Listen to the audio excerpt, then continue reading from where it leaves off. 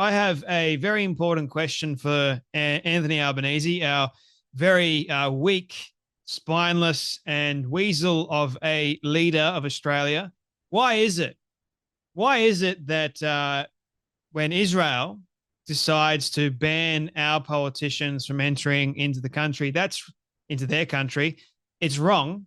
But then when we do it, it's right. And why is it that we are banning Israeli politicians in the first place, but then allowing a hate preacher who praised the terrorist attacks? Why are we allowing a known terrorist into Australia? Why are we giving him a visa? Recently, we had that woman who, Tony Burke, the Home Affairs Minister, I believe, here in Australia, gave access, gave her a visa, approved her visa. And then there was so much outrage and backlash from people, Australians, I'll have you know, that couldn't believe that Tony Burke would allow a Hamas individual that praised the October 7th attacks, why you would allow such a person into this country. And so, as a result, Tony Burke decided to cancel that woman's visa because it was more a political statement, more like a virtue signaling, and because he couldn't stand the questions that are being posed at him. And then he goes, "Oh, I'm just going to have to do a bit more looking into this sort of stuff." But yeah, what's interesting is Tony Burke will go ahead and cancel the visas of Israeli politicians and call them far right. And according to Penny Wong, it's right for Australia to do that. But when then Israel does it to us, it's wrong. Completely hypocritical, isn't it, Penny Wong and Anthony Albanese? And by the way, Anthony Albanese said that he doesn't take Netanyahu calling him a weak politician and betraying Australia or betraying Israel as well as Australia. He doesn't take that personally. He doesn't take that attack personally. Well, maybe you should. Maybe that may actually wake you the hell up. Maybe he doesn't care. I don't know. So again, I'll ask the question, why is it that Australia has let in a hate preacher who praised the terror attacks, gets a visa to Australia, while democratically elected Israeli politicians are banned? Immigration Minister Tony Burke has been accused of double standards. I think it's a bit more than double standards, mate. I think this is a lot worse. You're allowing known terrorists into the country versus democratically elected Israeli politicians that actually love democracy and love this country, as opposed to someone that wants to destroy it. Make that make sense.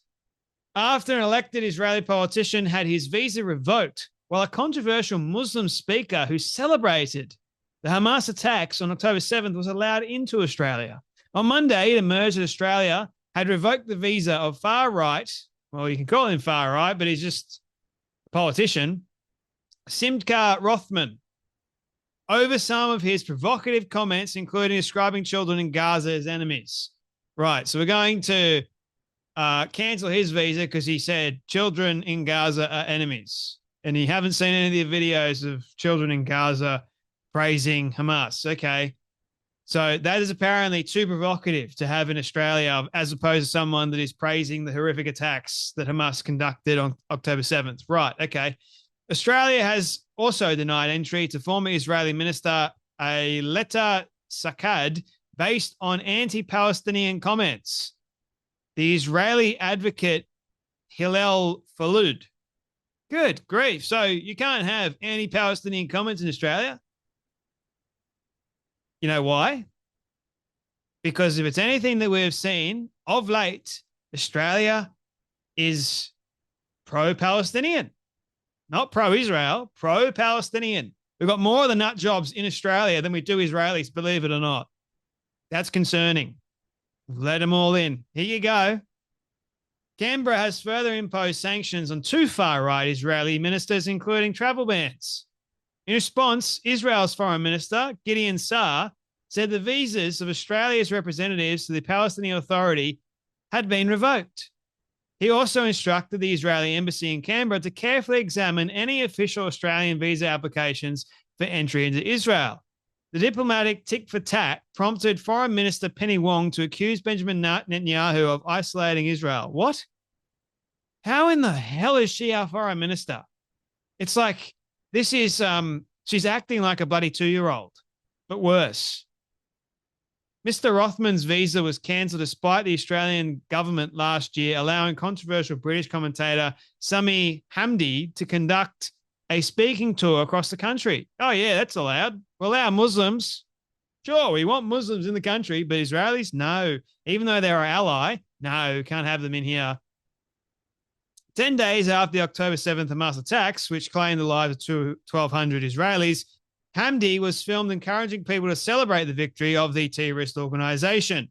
Celebrate the victory. Allah has shown the world that no normalization can erase the Palestinian cause. Hamdi said 10 days after the worst loss of life for Jews in a single day since the Holocaust. When everybody thought it was finished, it's roaring. How many of you feel it in your hearts when you go to the news that it happened? How many of you felt the euphoria? Allah Akbar. How many of you felt it? Before he came to Australia, Hamdi had been banned from speaking at 2 universities in Canada after his comments came to light.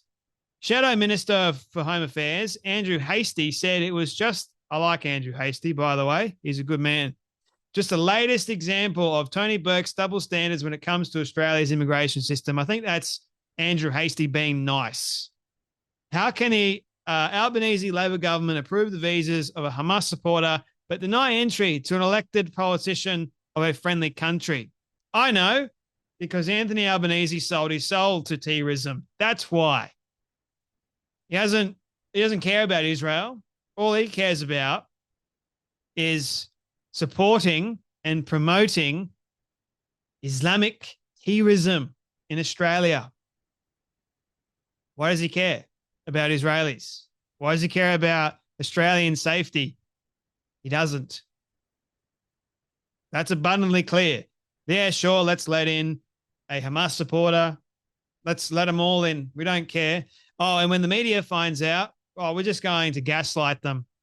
It's easier to gaslight people than actually tell the truth nowadays, isn't it? Because the truth stings. The truth, we already know the truth. Australians are very much aware. And by the way, a poll from 9 News, I saw this.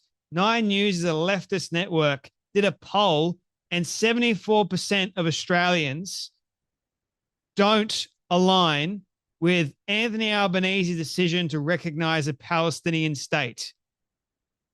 That should indicate a lot, shouldn't it? Because Anthony Albanese is not my prime minister. And I don't think he's acting on the behalf of all Australians in this matter. Because if they were, I think a vast majority of them would be in overwhelming support. Not many were in support. Millions of Australians do not want this to go ahead. But Anthony Albanese couldn't care less. See, Australian politics, you are supposed to be acting on behalf of Australians. Not yourself, not because you're biased and you're selfish, but on all of Australians' behalf. You're not. By you going and choosing to recognize Palestinian statehood, you have rejected Israel, you've rejected America, and you are rewarding terrorism. Not to mention you're letting in a bunch of the terrorists while you're at it, while rejecting Israelis. That, my friends, should signal exactly where Anthony Albanese's true allegiances lie, doesn't it? Anyway, just thought I'd bring this to all of your attention. Please do yourself a favor and share this video around, because not many people know about this, but I hope many people do after seeing this. You guys take care, be blessed, and I'll see you all in the next video.